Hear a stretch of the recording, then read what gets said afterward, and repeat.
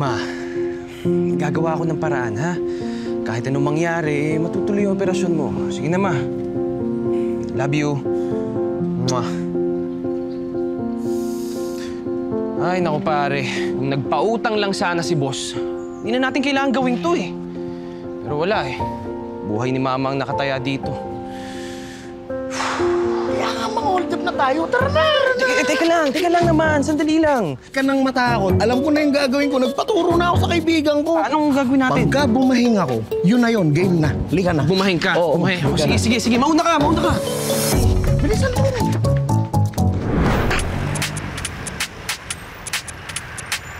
Naniniwala ka ba sa love at first sight? Hindi. Ano naman kinalaman nun dito? Parang ganun lang din ang pang-hold up, pare. Pag nandun ka na sa moment na yon, mararamdaman mo ang bawat kabog ng dibdib mo. Pero dapat, focus lang tayo sa goal. Sipatin mo na lahat ng gamit na pwede mong madekwat.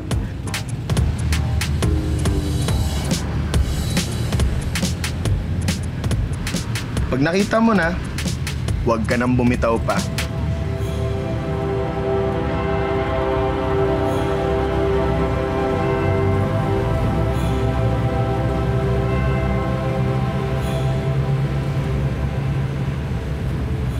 Aching! Hold up to! Hold up nga to! Ilagay mo yung jeep! Titigil ang mundo mo. Babagal ang ikot ng oras. Wala kang ibang maririnig kundi ang tibok ng puso mo. Tugtug, tugtug, tugtug.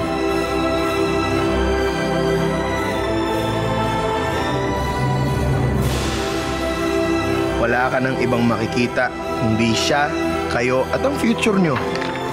Namnamin mo na ang mga sandaling yon. Dahil maya-maya... Brad!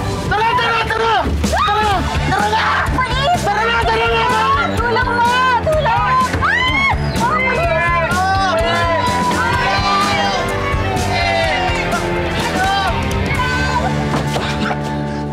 Langya ka! Anong nangyari sa'yo? Anong nangyari sa'yo?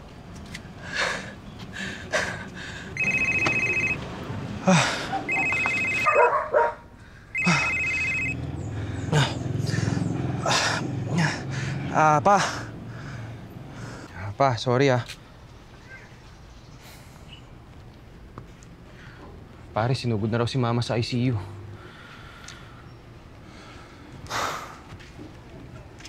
Tatlong taon na ako dito sa Maynila. Hindi pa rin ako nakakasakay ng barko. Hanggang ngayon, pare, ito. Delivery boy pa rin ako. At kahit sa paggaganito ko, di man lang ako makaambag sa pagpapagamot kay Mama. Pare, darating din tayo dyan. Kailan pa, pare? Kailan pa?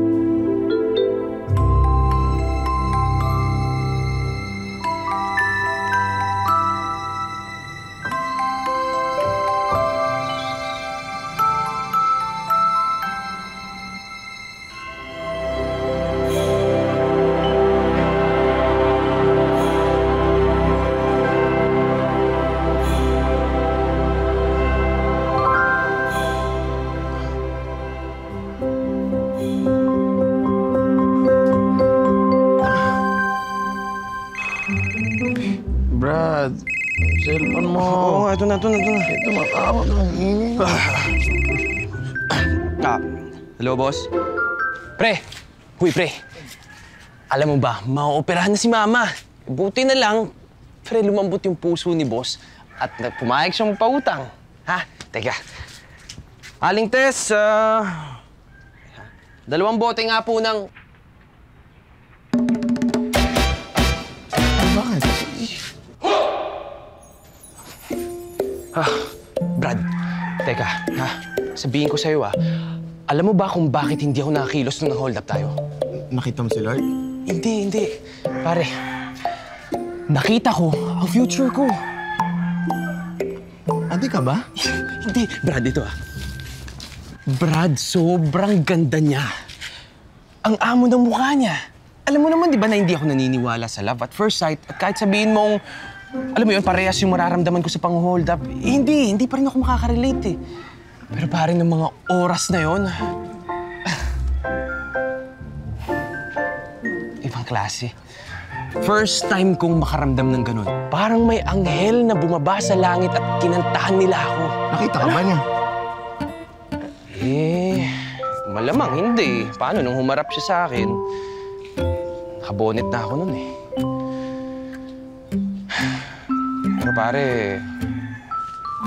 wala eh. Nakilala niya akong ganun. At yun na yun. Pare, habang buhay kong pagsisisihan yung mga pagkakataong yun. Destiny ko na yun eh. Alam mo, siya na yun. Pero hindi ko na siya makikita ulit.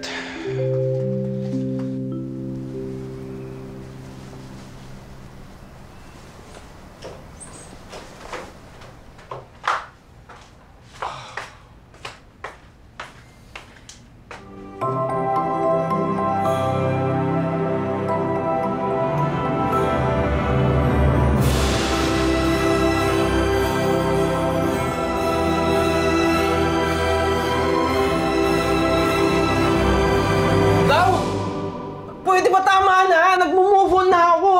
Gusto na kitang kalimutan. Please, tama na! Lawrence naman! Ganyan ba dapat ang trato sa bago niyong boardmate? Boardmate? Oo, siya si Marian, ang makakasama niyo dito sa bahay ko.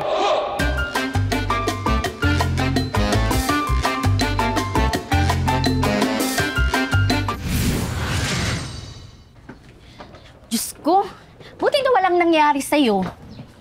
Opo, wala naman po. Kaso dahil sa mga hold-upper na yun, nalita ko sa pagpasok. Eh yun, nawalan po ako ng trabaho. Hayaan mo. Mura lang naman ang singil ko dito eh. Hindi ka mahihirapang magbayad habang naghahanap ka ng bagong mapapasukan. Salamat po, Tita Adel. Oh, iwan na kita. Sige po. Marami talaga nagkalat na masasamang loob dito sa mundo. Buti na lang mababait mga kasama mo dito. Alam mo ba, sabi sa akin ng lola ko, kapag meant to be mo, gagawa at gagawa ng paraan ng tadhana para magkita kayo. Talaga?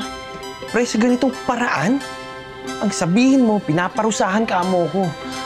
Ay. Lord, sorry na Please, sorry na. Alam, parang mamig ko. Pare, araw-araw ko na siyang nakikita. Marian ang pangalan niya. Ha? Marian.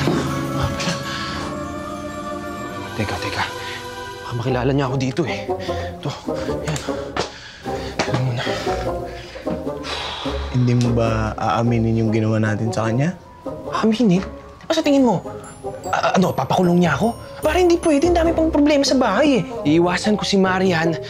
Hindi niya pwede malaman yung mga ginawa natin, tsaka wala siyang malalaman. Okay, iwasan natin at wala siyang malalaman. Ay. Ma, matulog na kayo. Esa, hindi nga ako makatulog, anak. Kantahan mo na lang kaya ako. Ma naman, parang ano to? Ang tingin mo sa akin, bata? Eh, naaalala mo ba nung bata ka? Hindi ba ikaw pa nga ang humihilis sa akin? Sit. Yan yung lagi mong kinakanta. Basta, promise mo sa akin, pagtapos kitang kantahan, matutulog ka na. Sit, alibang-bang, sa laginto. Ano ba to? Parang may sakit ata sa pantog to. Lagi nasa banyo, Anak?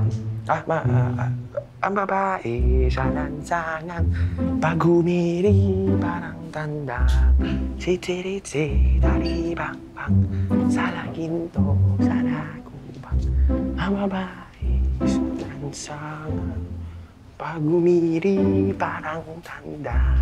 Sit, alibang-bang, sa laginto, babae, sana pag umiri parang tanda.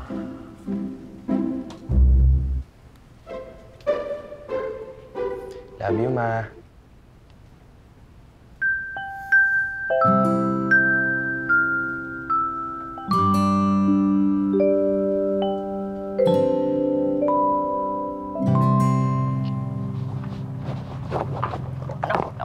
Talaga. Naku, Lore, sorry. Sorry talaga. Sorry. Ay. Naku, sorry Okay, okay lang ako. Okay, sorry, Lawrence, may gusto sana akong sabihin sa'yo. Pwede ba tayong maging magkaibigan? Alam ko ang selfish ng request ko na to, pero kailangan ko lang talaga na magpoprotekta sa akin. Medyo trauma pa rin talaga ako sa na-experience kong holdapan eh. Alam mo ba yung nangyari sa akin? Grabe, sumakit. Wag ako kasi busy din ako eh. Sige na. Ganun ba? Sayang naman. Hirap pa naman makahanap ng mababait na tao. Hindi naman ako mabait eh. Tingnan mo.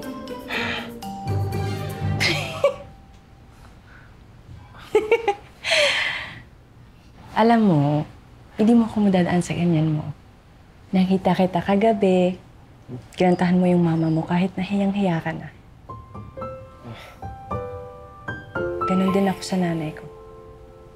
Gagawin ko lahat para sa kanya. At walang masamang tao ang ganong kabait sa nanay nila. Minsan, kailangan mo lang ng ibang taong magsabi sa'yo na mabait ka para maniwala ka. So, friends?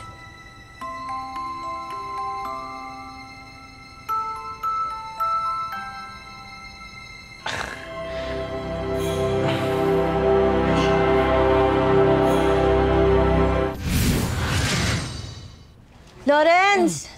Tikman mo nga. Ano ba yan? Teka. Tayo ko lang to. Ayan.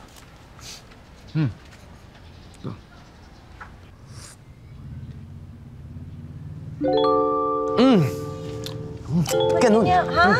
Bakit? May kulang ba? May idadagdag ako? Wala, binibiro lang kita. Ikaw naman. Joke lang. Arte. Masyado naman seryoso eh. Yan. Ano nangyari dito? Uy, wag ka! Amin! Ulit mo naman ulit! Amin na! Ulit naman ito. Sige ka. Lalong lalaki yan. Hindi ako. Grabe na. Ano ba? Ano nangyari? Uy, Patrick. Uy, luto na yung ulam. Kumain ka na. Patayin ko to, ha? Sige, lagay mo lang dyan. Sige na. Nay! Ka! Tamis! Anong nangyari dun sa sinasabi mo na iiwasan ko si Maria? Pare, yun na nga eh. Alam mo yun, parang niya akong hini-hypnotize. Alam mo yun, lahat ng ginagawa ko sa kanyang... Maliban sa pagiging totoo? Alam mo, pre, may papabasa ako sa'yo, ha? Basahin mo to. Kung magugulat. Sabi sa akin, yan o, nag-text sa akin yung shipping company at pinapaayos na ang mga papeles ko. Pare, makakasakay na ako ng barko! Woo! Ayos!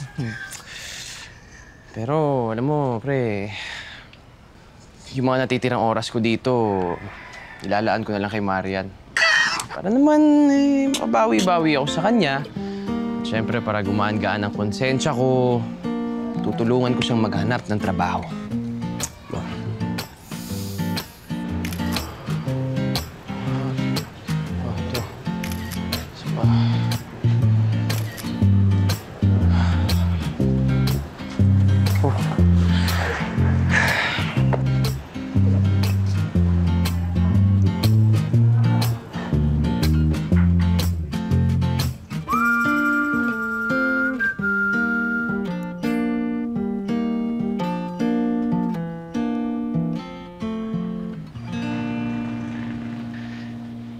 Kapit lang, di ba nga? Para sa pamilya. Ay. Tama ka. At para sa pangarap. Makakabili din ako ng sewing machine ni nanay. Tapos, papatayo kami ng boutique. Tapos yung boutique na yun, magiging department store. Wow! Ako naman, gusto kong bilihan ulit si tatay ng kalabaw. Dahil yung sa amin kasi dati, pinenta niya para may pang tuition ako. Tsaka gusto ko magkaroon ng bahay na may CR. CR na may bidet. Yung ginaganon na bidet. Sosyal! Sige, ako nga din.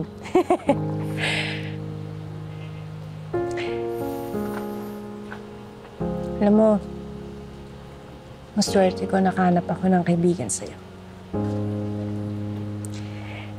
Kasi sa totoo lang, hirap talaga ako magtiwala sa mga lalaki.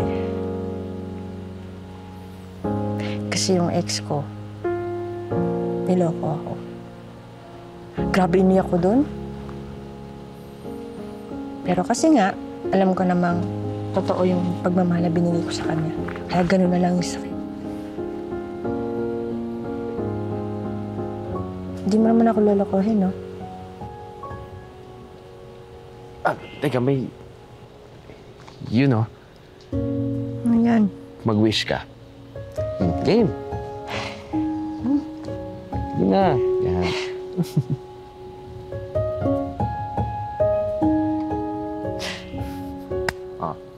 Alas na. Yan na.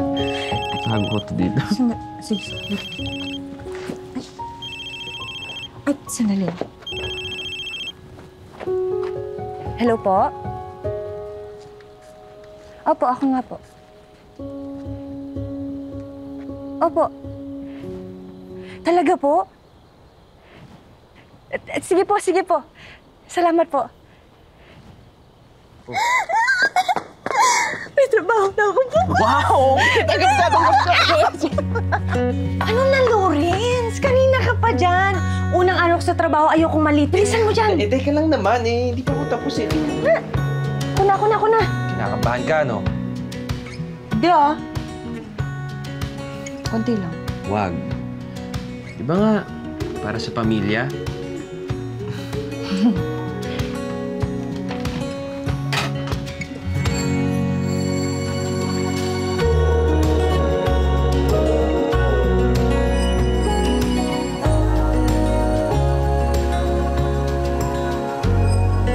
Congratulations, Maria! Thank you, tita. Thank you po.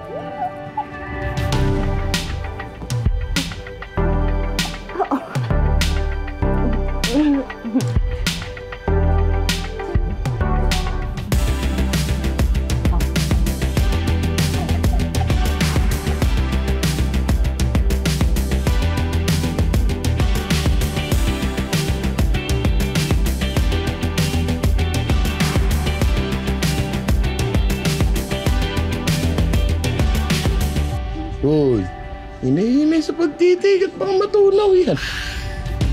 Malakas ang tama mo, ah. Pre, mahalaga na talaga sa akin si Marian. Tsaka hindi na ako pwede magpatuloy ng ganito. Kaya bukas, maghahanda ako ng surprise dinner para sa kanya. Bahala na, pre. Kit mata na lang. Basta, aaminin ko na sa kanya lahat. Lawrence, yung plancha! Maaga silang umalis ni Patrick. Parang may hinahanda. Nakita niyo po ba yung plancha? Kailangan ko po kasi... Naman, sinusulo kasi. Ay,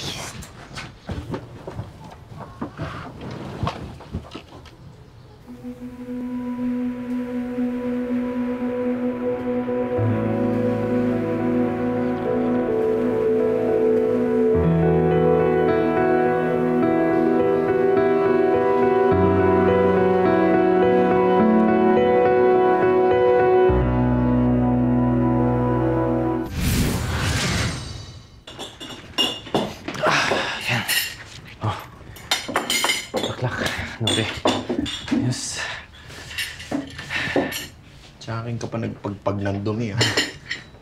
Marian. Marian, pwede ba kitang makausap? Oo. May gusto rin ako itanong sana sa'yo. Saan mo nabili to? Siguro, hindi lang naman din ikaw yung nagmamay-ari ng ganitong bracelet, di ba? At imposible din na ikaw yung hold-upper dun sa jeep na sinasakyan ko kasi ganito din yung bracelet na suot niya eh.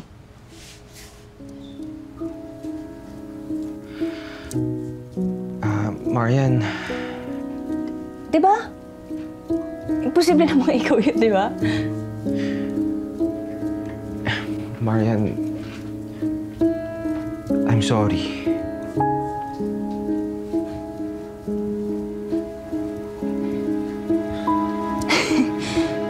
So, totoo nga. Lawrence naman. Hindi mo ba naisip kung anong pwedeng mangyari? Ha? Oo, hindi mo kami nanakawan nun. Pero naapektuhan yung trabaho ko dahil sa kalokohang ginawa mo. Marian, sorry. May problema lang si Lawrence sa mga panahong yun. Pero kahit na, hindi yung rason para gumawa kayo ng mali. At ang mas mali, na kaya namang humarap sa akin na parang ang bait-bait mo. Pero hindi pala. Manloloko ka rin pala gaya ng iba. Pinagmukha mo akong tanga, Lawrence. Marian, teka lang. Sabi mo muna. Tawan mo ako!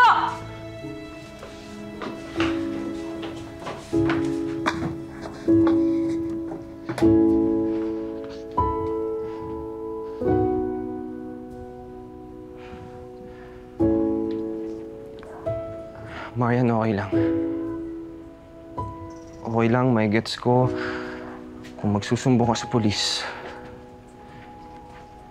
Pero pwede bang ako na lang? Huwag mo na idamay si Patrick dito eh. Ako naman may pakana nitong lahat eh. Marian, yung Lawrence na nakita mo sa jeep, hindi yun yung totoong Lawrence. Nakipit lang ako.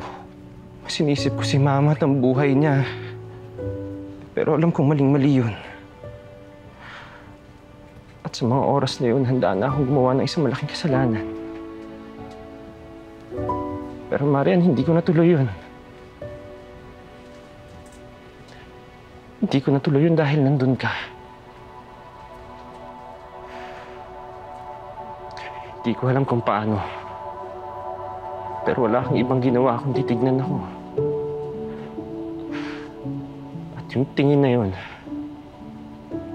Marian, yung mga tingin na yun, ang nagpatigil sa akin na gawin ng isang bagay na pagsisisihan ko habang buhay.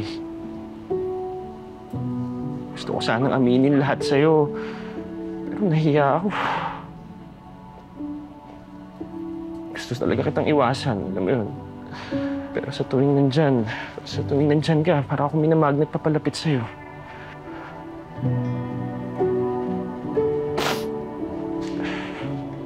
Alam kong hindi ganun kadali. Alam kong hindi mo ako basta-basta mapapatawad.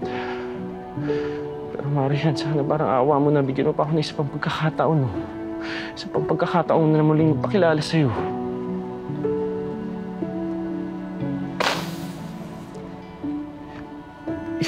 Yung walang tinatago, yung totoo. Dahil ang totoong Lawrence, honest. Ang totoong Lawrence kayang maging mabuting tao. At higit sa lahat, Marian, kaya niyang magmahal ng totoo.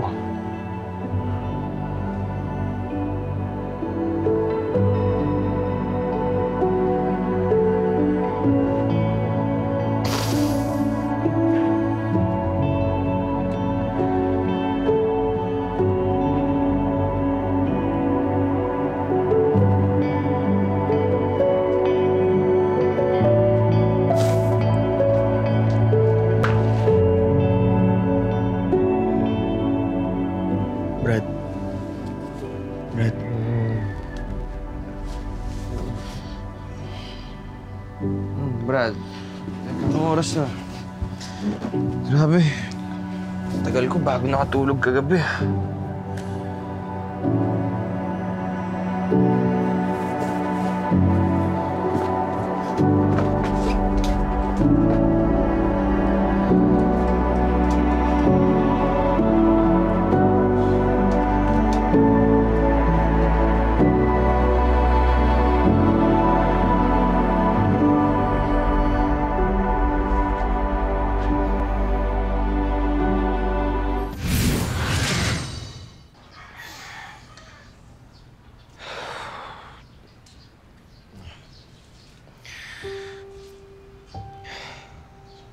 Dear Marian, hindi ko alam kung paano makakarating sa'yo to.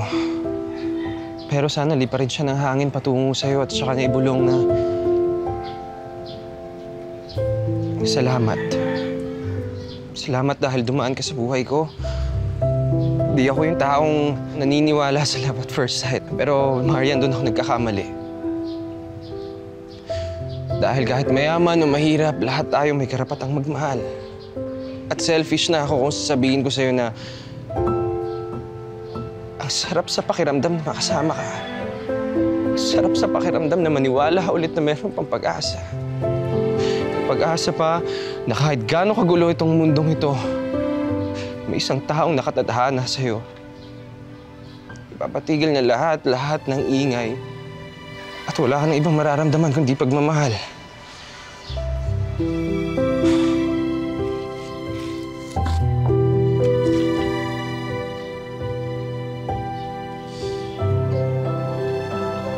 Marian, hindi ko alam kung magkikita pa tayo ulit eh. Pero habang buhay kong pagsisisihan na sinayang ko ang mga pagkakataon na nakasama kita. Pero kung sakali mang pagtagpuin ulit tayo ng pagkakataon,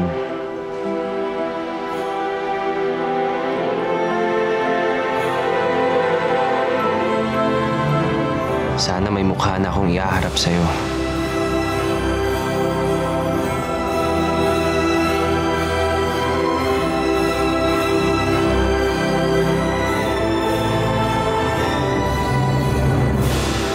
Mag-ingat ka ha. Lagi't lagi. Dahil ikaw ang destiny ko. Love, Lawrence.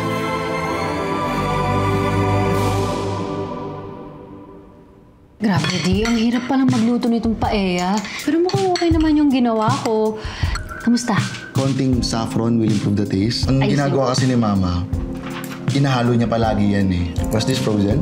Oo. Alam mo si Mama, hindi mo makapagamit ng mga frozen food yun. Kung gusto mo nga, tawagan mo yung mama mo para ipagluto ka ng paella at saka ng garlic butter shrimp ng maayos para bukas meron kang masarap na breakfast, lunch at dinner, di ba? Grabe naman, parang paella lang yun. Parang paella lang yun para sa'yo! Pero ginawa ko pa rin kasi gusto kitang mapasaya. Kasi kasama kita.